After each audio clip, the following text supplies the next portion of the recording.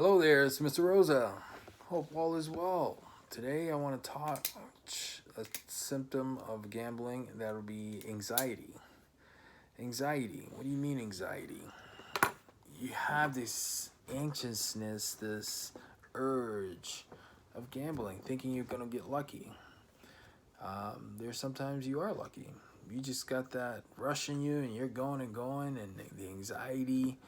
But sometimes that anxiety can get to you. Problem with a gambler, they do anything to just win a bet, gain something. And when you have that anxiety, you're not thinking clearly. You're just going and going and going. Um, Sometimes it's worse than somebody, being a drug addict, an alcoholic. That's all they think about.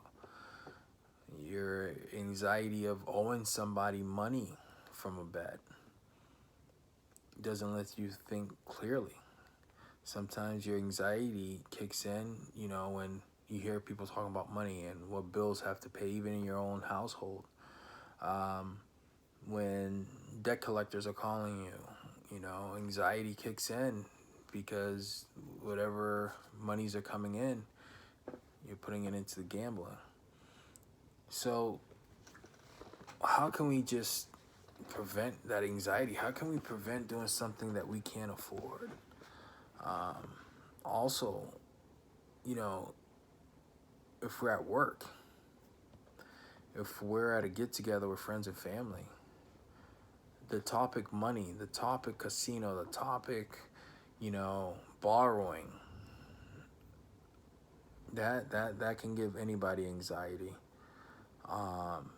If you're an excessive gambler, if you're addicted to gambling, it screws with your health, your mind. You're always on the edge. How do we prevent that? Well, what do? We sit down, try to sit down and think. How do we get to that place? How do we get into a place in our lives that we are just so pent up with, so much anxiety, anxiousness, and we have to, be truthful to ourselves. Gambling can cause anxiety. We don't realize it until it really hits like a peak in our lives. So once we know we have that, we have to recognize there's an issue to be taken care of. We have to work on ourselves. Because of our anxiety, we lose so much. We lose focus on what's important. We lose our friends and family because they don't want to be next to us because we're so anxious and so much going on, because we're thinking about that dollar, we're thinking about that gain, that win.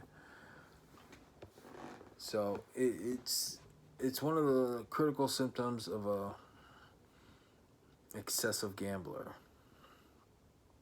So we have to be aware of that. I believe if we have that that awareness, for each other, for our friend, family member, we can help, and help them, because when someone has anxiety, we all know it's not easy, and all we can do is cope and be sympathetic, but once we have reached that level, that's not fun. So that'll be all for today on excessive gambler symptoms, and the topic was anxiety. What do we do with that? I hope everyone has a great day and stay safe.